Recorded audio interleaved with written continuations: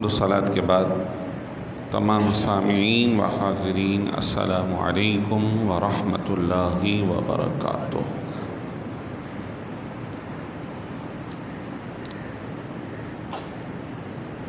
جمعۃ المبارک کا بابرکت دن ہجری سال کا آغاز ہے اور آج 9 محرم الحرام انشاءاللہ العزیز آج بعد نماز عشاء سالانہ محفل سید الشہداء و شہدائے کربلا رضوان اللہ علیہم اجمعین کا اہتمام ہوگا۔ آپ احباب ضرور اس بابرکت محفل میں رات کو شرکت فرمائیے گا۔ اسی مناسبت سے کہ آج 9 اور کل 10 محرم الحرام ہے تو کچھ فضائل محرم اور کچھ فضائل اہل بیت اطہار رضوان اللہ علیہم اجمعین آپ کے سامنے پیش کرنے کی سعادت حاصل کریں۔ جیسا کہ پچھلے جمعۃ المبارک کو بھی محرم کے معانی اور کچھ فضائل بیان کیے تھے کہ محرم تو مہینے کا نام ہے، اس کے ساتھ لفظ اضافہ ہوتا ہے محرم الحرام۔ حرام کا مطلب ہے عزت والا، یعنی معزز اور شرف والا مہینہ۔ جن مہینوں میں پرانے زمانوں کے اندر جنگ وغیرہ منع تھی، ان 4 مہینوں کا تذکرہ جنہیں حرمت والے مہینے کہا جاتا ہے، ذی قعد، ذی الحج، محرم اور ایک آگے آتا ہے رجب۔ ان مہینوں میں عبادت کا ثواب بہت زیادہ بڑھا دیا جاتا ہے۔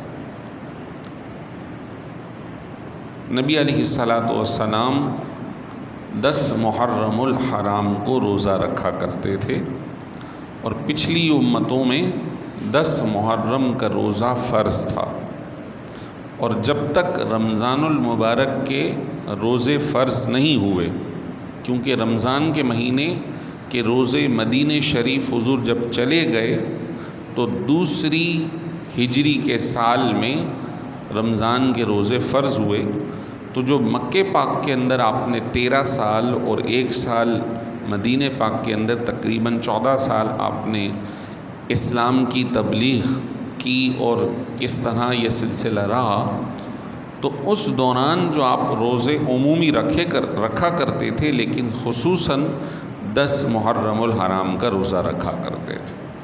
تو کوشش کرنی ہے کہ کل کا کم از کم روزہ ضرور رکھیں، اور اگر آج کا بھی رکھ لیا تو بہت زیادہ فضیلت والا ہے، نہیں رکھ سکے تو 11 کا رکھ لیں کہ کم از کم 2 روزے ہو جائیں، لیکن اگر کوئی ایک بھی رکھتا ہے تو اس کی بھی فضیلت بہت ہے۔ بہرحال فرض نہیں ہے، نفل ہے۔ غنیت الطالبین کے اندر اور اسی طرح مستند حدیث کا مجموعہ ہے فیض القدیر، اور اسی طرح حدیث کی مشہور کتاب ہے مشکات المصابیح۔ ان تینوں ہی مستند کتابوں میں یہ بات درج کی گئی، اور حضرت سیدنا سفیان ثوری جو کہ مشہور تابعی اور محدث بزرگ ہیں، وہ حدیث نقل کرتے ہیں کہ جو شخص 10 محرم الحرام کو اپنے کھانے اور رزق کے معاملے میں وسعت ظاہر کرے گا، اپنے اہل خانہ کو اور اسی طرح مسلمانوں کو اچھے رزق کے انتظام کرے گا، کھلائے گا، تو اللہ تعالیٰ سارے سال اس کے رزق میں اضافہ فرمائے گا، وسعت عطا فرمائے گا۔ حضرت سفیان ثوری نے فرمایا کہ میں نے 40 سال اس حدیث پہ عمل کیا، اور میں نے 40 سال ہی اپنے رزق میں وسعت کو پایا، یعنی کہ مستند بات ہے۔ تو کل جیسے 10 محرم الحرام ہے، جہاں روزہ رکھنا ہے وہاں اپنے جس قدر رزق کے کھلانے تقسیم کرنے کی وسعت ہے اس کا اظہار کرنا چاہیے کہ اللہ اس کے بدلے پورے سال رزق کی وسعت عطا فرمائے گا انشاءاللہ عز و جل۔ اسی طرح حضرت شیخ المشائخ محبوب سبحانی شیخ عبد القادر جیلانی رضی اللہ تعالی عنہ نے فرمایا کہ اس دعا کا اہتمام اس 10 محرم کے دن ضرور کثرت سے کیا جائے کہ یہ بخشش میں سریع یعنی تیز ہے، گناہوں کے معافی ملنے میں۔ 2 رکعت نماز پڑھیں، خصوصاً چاشت کی سورج نکلنے کے بعد، اور اگر 4 اور 8 ہو سکتی ہیں تو زیادہ بہتر۔ اس کے بعد بکثرت یہ کلمات کہیں، حسبی اللہ ونعم الوکیل، حسبی اللہ ونعم الوکیل۔ اس کا مطلب ہے اللہ مجھے کافی ہے اور وہی ہمارا کارساز ہے، وہی ہمارا کفیل اور ذمہ دار ہے۔ حسبی اللہ ونعم الوکیل، حسبی اللہ ونعم الوکیل، 2 ہی جملے ہیں، حسبی اللہ ونعم الوکیل۔ 10 محرم الحرام کو تاریخی اعتبار سے کئی لوگوں کو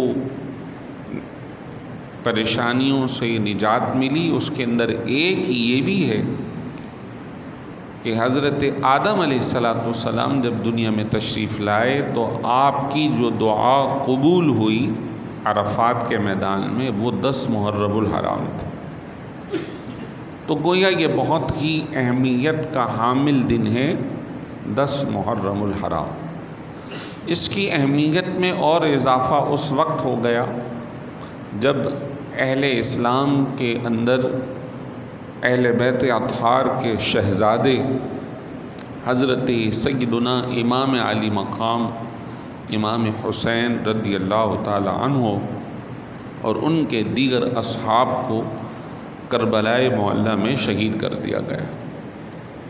شہادت، اسباب، اثرات، یہ ایک طویل موضوع ہے جو انشاءاللہ ارادہ ہے کہ آج کی رات کی جو نشست ہوگی اس میں عرض کروں۔ ابھی اس موقع پر اہل بیت اطہار، نبی علیہ السلام کے اہل بیت، ان کے بارے میں فضائل یا وہ احکام جو قرآن نے بیان کیے یا حدیث مبارک میں آئے وہ آپ کے سامنے عرض کرنے کا ارادہ ہے۔ سب سے پہلے نبی کریم رؤوف الرحیم صلی اللہ علیہ وسلم کی ایک حدیث مبارک، صحیح ترمذی شریف کی حدیث ہے، یعنی صحاح کی مستند حدیث، اور راوی ہیں حضرت سیدنا عبداللہ ابن عباس رضی اللہ تعالی عنہ۔ حضرت عبداللہ ابن عباس رضی اللہ تعالی عنہ روایت کرتے ہیں کہ قال رسول اللہ صلی اللہ علیہ وسلم احب اللہ، لوگو اللہ سے محبت کرو، لما یغزوکم من نعمت، کیونکہ وہ تمہیں اپنی نعمتیں عطا کرتا ہے۔ ساری نعمتیں جو کچھ تمہیں میسر ہے، تمہاری جسمانی نعمت صحت، تمہاری بیرونی نعمت رزق کے اسباب، خاندان، آل اولاد، سواریاں، گھر، ماحول کا سازگار ہونا، امن میں ہونا، ہر نعمت اور اس نعمتوں کو حاصل کر کے اسے استعمال کرنے کی طاقت کہ کتنے ہی ہیں، سب کچھ مال ہے کھا نہیں سکتے، سب کچھ ہے لیکن امن نہیں ہے، خوف ہے، ہر وقت پریشانی لاحق ہے، کچھ ایسے ہیں کہ کسی کے پاس کچھ بھی نہیں۔ گویا وہ شخص جس کو بہت ساری نعمتیں ملی ہوئی ہیں وہ ان باتوں پر غور کر کے اللہ سے محبت کرے کہ اللہ تم سے محبت کرتا ہے جبھی تو تمہیں یہ دے رکھا۔ اللہ تبارک و تعالی نے تم پر جو رحم کر رکھا ہے، جو نعمتیں عطا کر رکھی ہیں، وہ تم سے محبت کرتا ہے، لہٰذا تم بھی اپنے رب سے محبت کرو۔ بے شک ہمارا رب ہی سب سے اعلیٰ ہے، وہی پاکیزہ ہے، اسی کے لیے ساری تقدیس اور پاکی ہے۔ دیکھو کہ رب ان کو بھی دے رہا ہے لیکن وہ محبت نہیں کر رہے، اس کے سامنے سجدہ ریز نہیں، وہ کبھی پتھر کے آگے، کبھی گائے کے آگے، کبھی سانپ کے آگے، کبھی کسی کے آگے جھکے چلے جا رہے ہیں۔ لیکن جب وہ پھنستے ہیں تو انہیں پھر وہی رب نظر آتا ہے، بھگوان اللہ، وہی بچانے والا ہے۔ یہ پتھر وغیرہ، کوئی بت، کوئی ماتا، کوئی دیوی کچھ بھی نہیں کر سکتے۔ تو حقیقت یہی ہے کہ اللہ ہی ہے جو ہم سے محبت بھی فرما رہا ہے اور ہمیں نعمتیں بھی عطا فرما رہا ہے۔ صحیح ترمذی کی حدیث، حضور نے فرمایا اللہ سے محبت کرو کہ وہ تمہیں نعمتیں عطا فرما رہا، اور فرمایا وَأَحِبُّونِي لِحُبِّ اللَّهِ، اور اگر تم محبت اللہ سے کرتے ہو تو پھر اللہ کی محبت کا تقاضا ہے کہ تم مجھ سے بھی محبت کرو۔ مجھے بنایا اللہ نے، رحمت للعالمین بنایا اللہ نے، اس مقام پہ فائز فرمایا اللہ نے، مقام محمود دیا اللہ نے، انبیاء کا سردار بنایا اللہ نے، اللہ نے ساری کائنات کو میرے لیے مسخر کر دیا، چاند سورج میرے اشارے پر چلے، حکم میرا چلے، شریعت میری چلے، سارے انبیاء میری امامت میں نماز پڑھیں۔ تو یہ مقام مجھے کس نے دیا؟ اللہ نے۔ تو تم اللہ سے محبت کرتے ہو تو اس کا تقاضا ہے کہ تم مجھ سے بھی محبت کرو۔ اور فرمایا وَأَحِبُّوا لِأَهْلِ بَيْتِي لِحُبِّي، اور اگر تم مجھ سے محبت کرتے ہو تو مجھ سے محبت کا تقاضا ہے میرے اہل بیت سے بھی محبت کرو، میرے خاندان سے محبت کرو، میری آل اولاد سے محبت کرو۔ اس کے ساتھ ساتھ جہاں آپ صلی اللہ علیہ وسلم نے اپنے اہل بیت اطہار سے محبت کا فرمایا، تو انسان جس سے محبت کرتا ہے اس کے در و دیوار سے محبت ہوتی ہے، اس کے گلی کوچے سے محبت ہوتی ہے، اس کے ذروں سے محبت ہوتی ہے، اس کے فرش راہ، اس کے چلنے والی جگہ پر جو راہ پڑی ہو اس سے محبت ہو جاتی ہے۔ تو پھر سرکار سے محبت تو اس بات کا ضرور تقاضا کرتی ہے کہ ان کے جز اطہر، ان کے خاندان مبارک سے جو ہوں ان سے بھی محبت کی جائے۔ اسی طرح ایک اور حدیث شریف میں،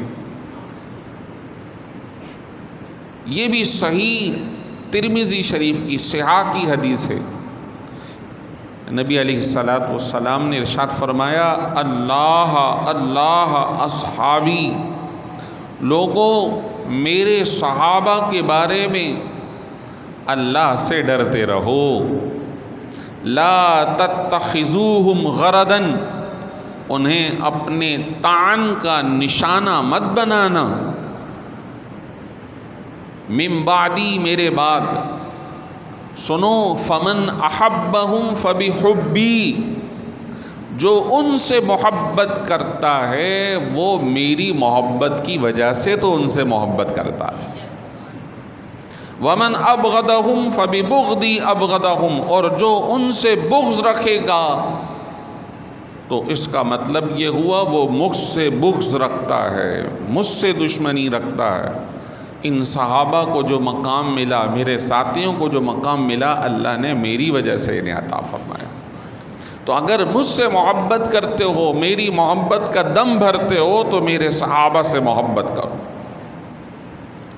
فرمایا من آذاہم فقد آذانی، جو انہیں اذیت دے گا وہ مجھے اذیت دے گا، ومن آذانی فقد آذ اللہ، اور جو مجھے اذیت دے گا اس نے اللہ کو اذیت پہنچائی۔ ومن آذ اللہ فیوشک ان یأخذہ، اور جو اللہ کو اذیت دے گا تو اللہ ان قریب اسے اپنی گرفت میں لے لے گا، اس کی پکڑ فرمائے گا، اسے گرفتار عذاب فرمائے گا۔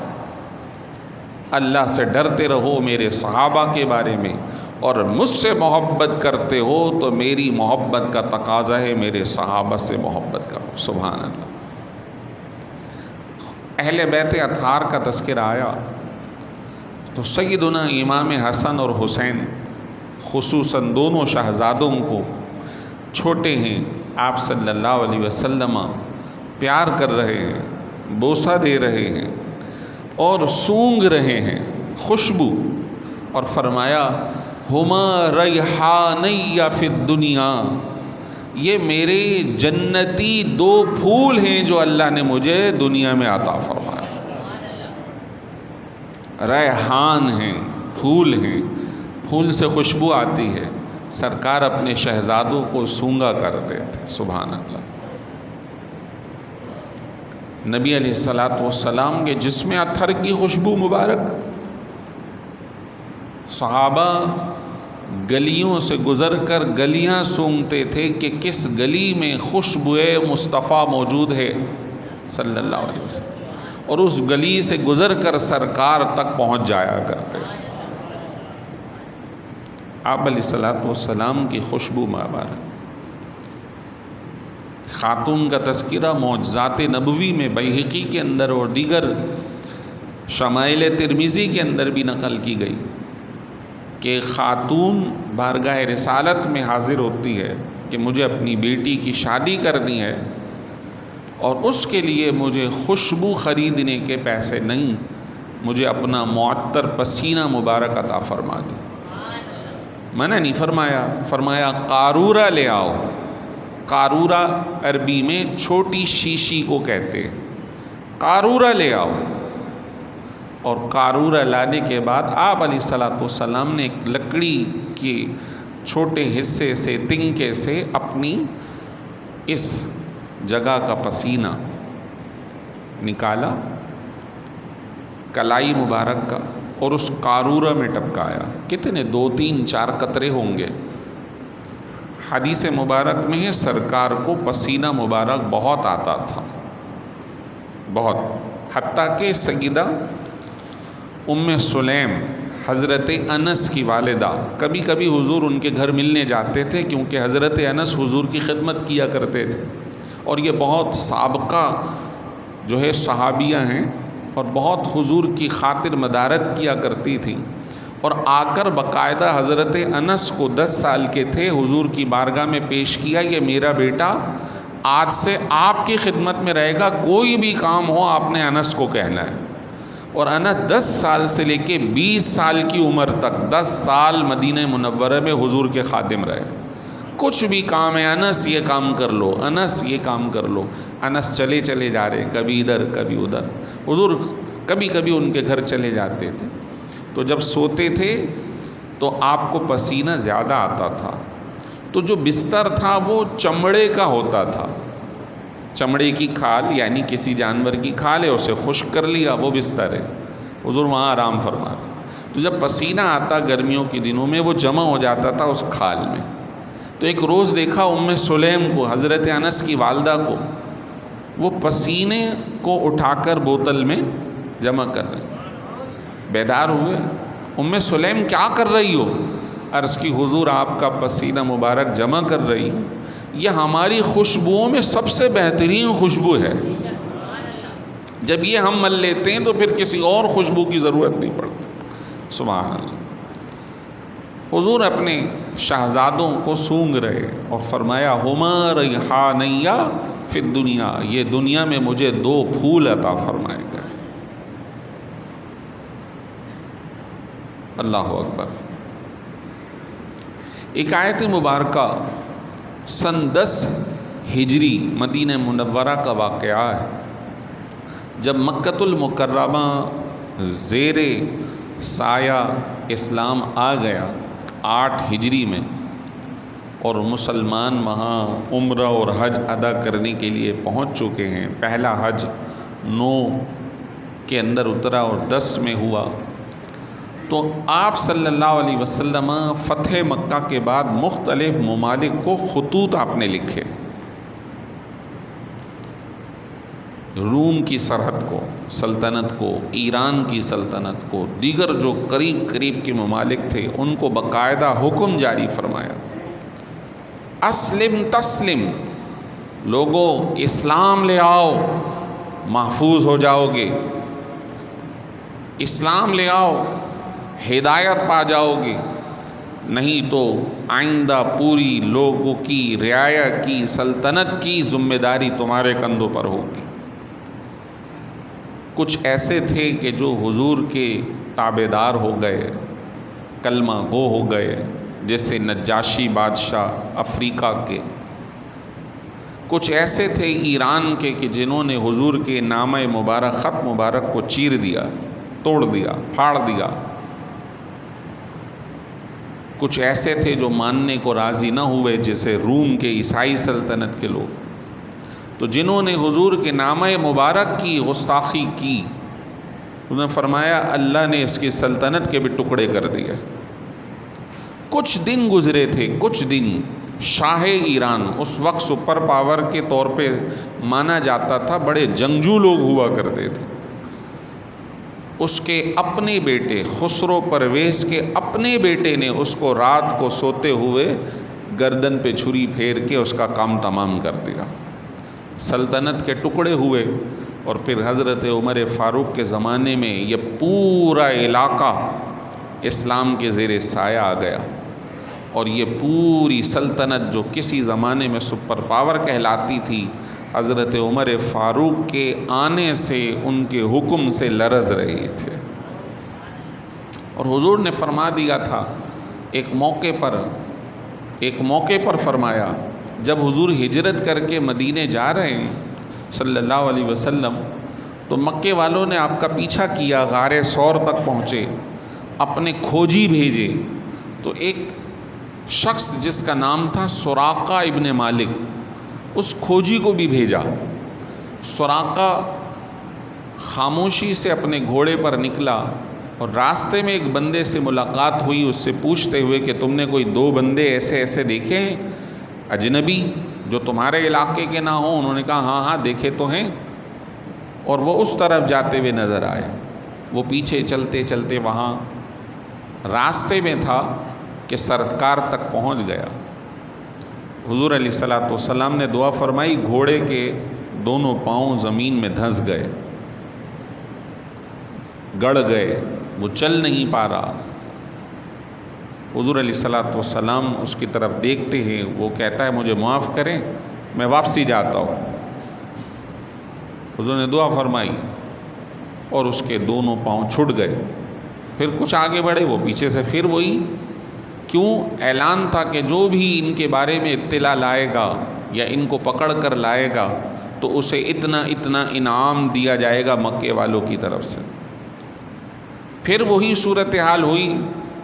حضور نے فرمایا سراقہ، اگر تم ہماری بات کو پوشیدہ رکھو، ہمارے سفر کو پوشیدہ رکھو، تو ہم تمہیں یہ پیشن گوئی کر رہے ہیں کہ کل شاہ ایران کے سونے کے موٹے موٹے کنگن سراقہ تمہارے ہاتھوں کے اندر ہوں گے۔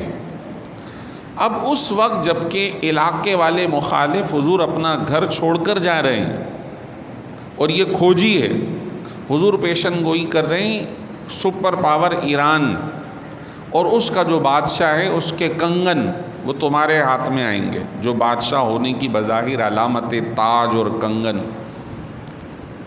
وہ خاموش رہا، لیکن جب حضرت عمر فاروق کے زمانے میں فتح ہوئی، سراقہ بعد میں مسلمان ہو گئے، تو حضرت عمر فاروق نے بلایا، سراقہ کو بلاؤ کہ میرے آقا نے سراقہ کے بارے میں کہا تھا کہ وہ کنگن شاہ ایران کے ان کے ہاتھوں میں ہوں گے، تو آج یہ کنگن سراقہ کے ہاتھوں میں پہنائے جائیں گے۔ یہ حضور کی صلی اللہ علیہ وسلم کی پیشن گوئی تھی۔ تو اسی طرح آپ نے مختلف علاقے والوں کو بھیجا. تو ایک علاقہ تھا عیسائیوں کا نجران، وہاں بھی بھیجا، وہاں کا وفد آیا، حضور نے ان کو تبلیغ فرمائی اور خصوصاً ایک نظریے کی اصلاح فرمائی کہ تم حضرت عیسیٰ کے بارے میں یہ غلط عقیدہ چھوڑ دو کہ حضرت عیسیٰ خود خدا ہیں یا خدا کے بیٹے ہیں. ان مثل عیسیٰ کمثل آدم، حضرت عیسیٰ علیہ السلام کی مثال اللہ کی بارگاہ میں ایسے ہے جیسے آدم کی مثال ہے. وہ کہنے لگے کہ بن باپ کے کوئی ہوتا ہے کیا؟ تو جب بن باپ کے کوئی نہیں ہوتا تو ہم حضرت عیسیٰ کو بن باپ کا کیسے مان لیں؟ تو حضور نے آیت پڑھ کر سنائی کہ تم تو بن باپ کی بات کر رہے ہو، حضرت آدم کے بارے میں تمہارا کیا نظریہ ہے؟ ان کے تو نہ باپ ہیں نہ ماں ہیں، پھر بھی تم نظریہ رکھتے ہو کہ وہ اللہ کی مخلوق ہیں. تو اللہ اس بات پر قادر ہے، تو پھر اس بات میں کوئی تعجب نہیں کہ ماں سے بن باپ کے ہی اللہ تعالیٰ نے حضرت عیسیٰ کو اس دنیا میں پیدا فرمایا ہے. وہ کہ نہیں ماننے لگے. آپ علیہ الصلاۃ والسلام نے کہا اگر تم نہیں مانتے تو پھر آؤ مباہلہ کر لیں، آؤ کھلے میدان میں چلتے. فَقُلْ تَعَالَوْا، آ جاؤ، تم بھی بلا لو اپنے بچوں کو، میں بھی بلا لیتا ہوں، تم بلا لو اپنی عورتوں کو، میں بھی بلا لیتا ہوں، خود بھی آ جاؤ. ثُمَّ نَبْتَهِلْ فَنَجْعَلْ لَعْنَةَ اللَّهِ عَلَى الْكَاذِبِينَ، آ جاؤ پھر ہم مباہلہ کرتے ہیں، دعا کرتے ہیں اللہ جو حق پر ہو وہ برقرار رہے، جو حق پر نہ ہو وہ ہلاک اور برباد ہو جائے. طے ہو گیا وقت. حضور اپنے ساتھ اس طرح جا رہے ہیں لے کر اپنے گھر والوں کو کہ چھوٹے ہیں، امام حسین وہ گود میں ہیں اور حضرت حسن چھوٹے ہیں، وہ انگلی پکڑے ہوئے ہیں، بی بی فاطمہ الزہرا آپ کے پیچھے ہیں اور حضرت علی ان کے پیچھے ہیں. یہ چند افراد کی جماعت میدان میں جا رہی ہے کہ آج دعا کرنی ہے، یا تو وہ حق پر ہیں یا ہم حق پر ہیں، یہ اس بات واضح ہو جائے، اور یہ یقیناً حضور ہی حق پر ہیں. جب جاتے ہوئے نجرانیوں نے، عیسائیوں نے دیکھا تو ان کا ایک پادری تھا. ابھی اس حج پر بھی ایک پادری مسلمان ہوا ہے، اگر آپ نے ویڈیو دیکھی ہو، اور کئی سینکڑوں لوگ، ہزاروں لوگ اس کے ساتھ پورے چرچ کے مسلمان ہو گئے. اسے بار بار جو ہے یہ بات القاء کی گئی، بتایا گیا کہ اگر تو نہ مانا تو سب کی ذمہ داری تیرے اوپر ہوگی. الحمدللہ اس سال یعنی 2023 کے حج میں اس کی ویڈیو خود سعودی گورنمنٹ نے جاری کی، وہ مسلمان ہوا. اسی طرح پادری نے دیکھا اور کہنے لگا میں وہ چہرے دیکھ رہا ہوں کہ اگر یہ دعا کر لیں تو ان کی دعا رد نہ ہو، اگر یہ دعا کریں پہاڑ اپنی جگہ سے ہل جائے تو وہ پہاڑ اپنی جگہ سے ہل جائے گا، تم ان سے مباہلہ نہ کرو. وہ ہٹ گئے، پیچھے ہٹ گئے اور کہنے لگے کہ ہم آپ کے معاملے کو تسلیم کرتے ہیں اور ہم اسلام تو نہیں لائیں گے، اپنے علاقے میں آپ کو خراج دینے کو تیار ہیں، جزیہ، ٹیکس. حضور نے فرمایا خدا کی قسم عذاب اہل نجران کے قریب آ چکا تھا، اگر وہ مباہلہ کر لیتے تو اللہ ان کی صورتوں کو مسخ کر دیتا، انہیں صور بنا دیتا، اور 3 دن کے اندر اندر یہ نجران کے علاقے کے جتنے لوگ تھے اس دنیا سے ختم کر دیے جاتے. اہل بیت اطہار کی فضیلت کہ یہ دعا کریں تو اللہ ان کی دعا کو رد نہیں فرماتا.